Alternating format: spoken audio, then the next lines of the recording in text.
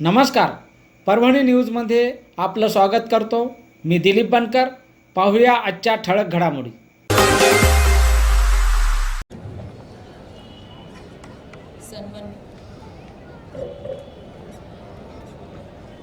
सन्माननीय स्वातंत्र्य सैनिक, लोकप्रतिनिधी, पदाधिकारी, प्रतिष्ठित नागरिक, अधिकारी, कर्मचारी, विद्यार्थी, पत्रकार बंधू भगिनींनो, आज आपण भारताचा 77वा प्रजासत्ताक दिन साजरा करत आहोत.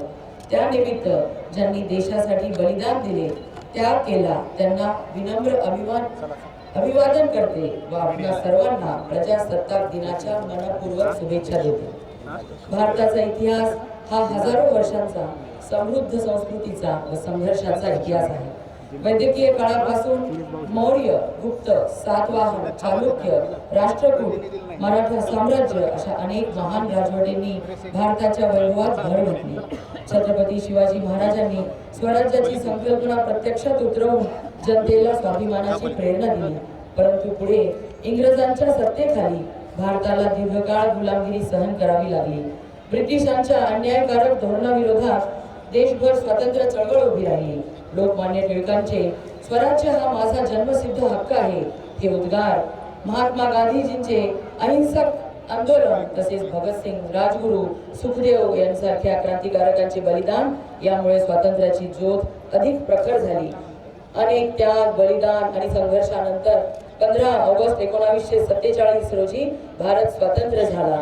देशाला स्वातंत्र्य मिळाल्यानंतरही मराठवाडा निजाम संस्थानाच्या राजवटीखाली होता. त्यामुळे मराठवाड्याला स्वातंत्र्य मिळवून देण्यासाठी व्यापक प्रमाणात लढा उभारण्यात आला. त्यावेळी देशातील 565 संस्थानिकांपैकी 262 संस्थाने स्वतंत्र भारतात विलीन झाली होती. परंतु हैदराबाद, काश्मीर आणि जुनागड ही 3 संस्थाने मात्र स्वतंत्र भारतात सामील झालेली नव्हती. निजामाच्या राजवटीतून मुक्त होऊन भारतीय संघ राज्य सामील होण्यासाठी स्वामी रामानंद तीर्थ यांच्या नेतृत्वाखाली संपूर्ण हैदराबाद संस्थानात मराठवाडा मुक्ती संग्रामाचा लढा सुरू झाला होता. अनेक स्वातंत्र्य सैनिकांच्या त्याग व बलिदानातून 17 सप्टेंबर 1948 रोजी निजामाच्या जोखडातून हैदराबाद संस्थान भारतीय संघ राज्यात विलीन झाले. पुढे राज्य पुनर्रचना झाल्यानंतर मराठवाडा महाराष्ट्रात सामील झाला.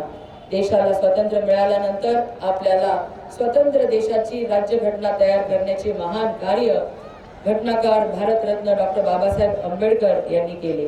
26 जानेवारी 1950 रोजी भारत देश प्रजासत्ताक झाला आणि अंतिम सत्ता प्रजेच्या हाती सोपवण्यात आली. आपला भारत हा एक मोठा लोकशाही देश आहे. ज्या देशाची सर्व सत्ता प्रजेच्या हाती असते तो देश म्हणजे प्रजासत्ताक होय. भारतीय राजघटनेमुळे लोकांना आपले हक्क आणि कर्तव्य यांची जाणीव झाली. भारताचे स्वातंत्र्य अबाधित ठेवणे, भारतीय संविधानाचे पालन करणे ही आपली सर्वांची सामुदायिक जबाबदारी आहे. नागरिकांना त्यांचे मूलभूत हक्क व अधिकार बहाल करून त्यांच्या व्यक्तिगत सन्मानाचे व जीविताचे रक्षण करण्याचे अभिवचन संविधानाने भारतीय जनतेस दिले आहे. भारतात जनहितकारी, कल्याणकारी व धर्मनिरपेक्ष राज्य व्यवस्था राबवली जाईल असे अभिवचन संविधानात देण्यात आले आहे. जगातील सर्वात मोठा सार्वभौम लोकशाही देश म्हणून भारताकडे पाहिले जाते. ही आपल्या सर्वांसाठी गर्वाची बाब आहे. आपल्या देशाच्या स्वातंत्र्यासाठी अनेक क्रांतिकारकांनी आपल्या जीवाची पर्वा केली नाही. त्या शूरवीरांना आपण वंदन करूयात. इंग्रजांची जुलमी राजवट संपवण्यासाठी आणि निजामाच्या जोखडातून हैदराबाद संस्थान मुक्त करण्याकरिता स्वतंत्र सैनिकांनी केलेल्या त्याग, देशासाठी आपले सर्वस्व वाळून दिलेली प्राणाची आहुती यांचे आपण स्मरण आपल्याला राहिले पाहिजे. सर्वांच्या लढ्यात, स्वातंत्र्य लढ्यात परभणी जिल्ह्यातील अनेक स्वातंत्र्य सैनिकांचे योगदान महत्त्वपूर्ण राहिले आहे. आपल्या जिल्ह्यातील किशनराव राजूरकर, तुळशीदास चौधरी, सय्यद आझम, नरहरीदास बावले, मधुकररावजी जैन आणि बन्सीराम सोनटक्के यांनी स्वतंत्र चळवळीत सक्रिय सहभाग घेतला. त्यांच्या त्यागामुळेच आपल्याला स्वातंत्र्य लाभले. तर मराठवाडा मुक्ती संग्राम लढ्यातही परभणी जिल्ह्याचे योगदान अत्यंत महत्त्वाचे आहे. जिल्ह्यातील हजारो तरुण प्रत्यक्ष अप्रत्यक्ष या लढ्यात सहभागी झाले होते. त्यांनी अत्यंत जिद्दीने निजामाच्या पाशवी सत्तेशी झुंज दिली. प्रसंगी अनेकांना अनेकांनी मृत्यूलाही कवटाळले. परभणी जिल्ह्यातील चारठाणा, वालूर, ब्राह्मणी, माळसोन्ना यासह अनेक गावातून मुक्तीसंग्रामाचा लढा स्वातंत्र्य सैनिकांनी शौर्याने लढला. विनायकराव चारठणकर, मुकुंदराव पेडगावकर, दादासाहेब चारठणकर, शंकरराव खळीकर, हरिहरराव कहाळेकर, श्रीनिवासराव बोरीकर, लक्ष्मण मकरंदकर, भगीरथ गेना, रजनीकांतजी कौसडीकर, गणपतरावजी रेंगे, नानासाहेबजी कुलकर्णी, मनोहरजी कुलकर्णी, त्र्यंबकराव फुटाणे, दत्तराव कुलकर्णी, दौलतराव मोरे, बाबाराव किरडे, सोपानराव शिंदे, गंगाधरराव कुलकर्णी, जीवनलाल जयस्वाल, मधुकर फुटाणे, रामेश्वर लहुरीकर, रामचंद्र घन, भगवानराव वैद्य, प्रभाकर देशपांडे, मोहम्मद हुसेन, बापूराव मेटे, बाबाराव लाड, वामनराव गिलवरकर, लक्ष्मीकांत देशपांडे, विठ्ठलराव शिंदे, गणपतराव कुलकर्णी, कुंजाजीराव जाधव, प्रभुतराम धर्माधिकारी, गोपालचारी अध्यापक, शंकर जाधव, दत्तोपंत गळाकाटू, व्यंकटराव सुपेकर, किशनराव मधुकर वाड, बापूराव जोशी, विठ्ठलराव भागवत, अंबादासराव डावरे, महान दन्ना बल्लाल, सूर्यभान पवार, मनोहर चव्हाण, देवराव कांबळे, भोलेखान पठाण, यादवराव वाघमारे, परसराम गेना, रामराव डक, दिगंबरराव सोळंके, अप्पाराव माळी, मोहनराव जोशी, गोपाळराव जाधव, संभप्पा तुपकरी, विनायकराव देशपांडे, विठ्ठलराव कांगणे, श्रीधरराव चौधरी, नारायणराव सोनवटकर, विनायकराव देशमुख, माधवराव कुलकर्णी यांच्या बरोबरीने इतर नेत्यांची सुद्धा कामगिरी उल्लेखनीय आहे. लढ्यात पुरुषांच्या बरोबरीने महिलांचेही योगदान महत्त्वपूर्ण होते. गीताबाई चारठणकर, शांताबाई पेडगावकर यासह जिल्ह्यातील अनेक महिलांनी लढ्यात अनन्यसाधारण कामगिरी बजावली. आज देशाच्या सीमेवर अनेक सैनिक अहोरात्र मातृभूमीच्या सेवेसाठी सज्ज आहेत. त्यांचा आपण सन्मान करूया. आपल्या संविधानातील स्वातंत्र्य, समता, बंधुता आणि न्याय ही मूल्येही लक्षात ठेवूयात आणि ही मूल्ये आपल्या दैनंदिन जीवनात समाविष्ट करण्याचा प्रयत्न करूयात.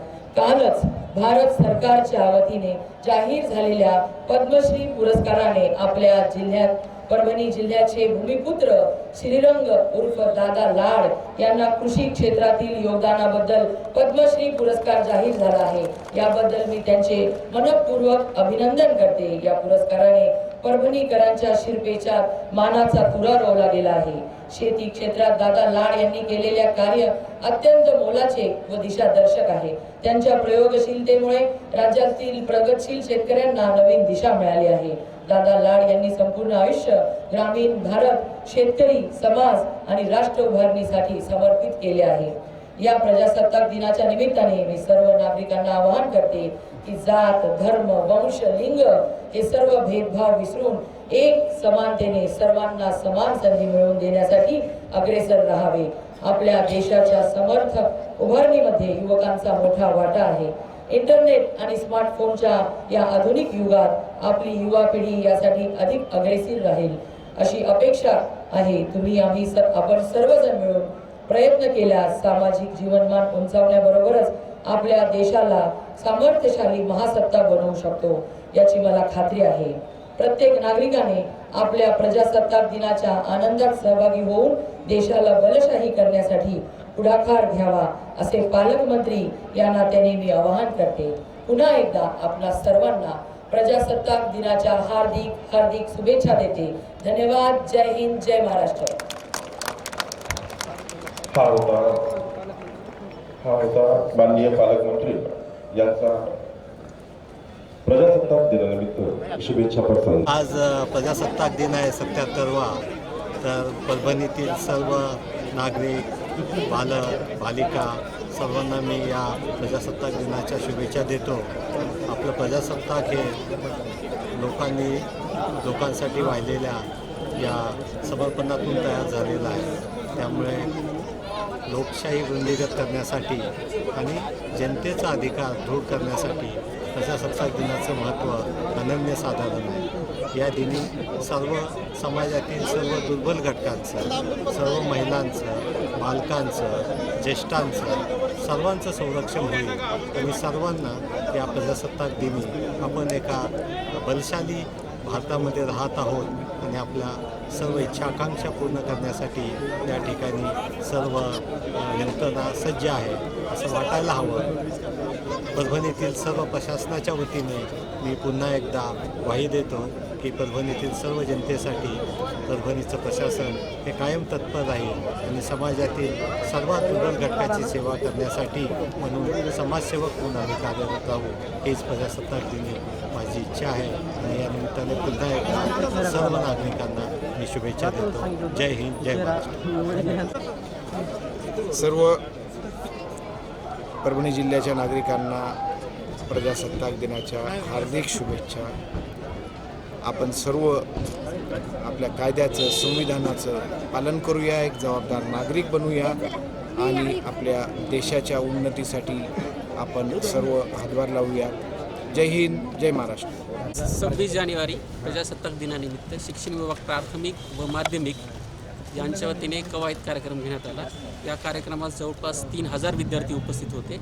सर्व विद्यार्थ्यांना शिक्षण विभाग प्राथमिक व माध्यमिक यांनी अल्पोपहार, केळी, बिस्किट तसेच पिण्याचे पाणी याची वाटप केलेले आहे. आणि ही व्यवस्था विद्यार्थ्यापुरती नसूनच ती पालक आणि शिक्षक यांच्यासाठी पण होती. सर्वांना व्यवस्थित शुभेच्छा. सर्वांना व्यवस्थित अल्पोपहार आणि पाण्याची व्यवस्था करण्यात आली. सर्वांना प्रजासत्ताक दिनाच्या हार्दिक शुभेच्छा.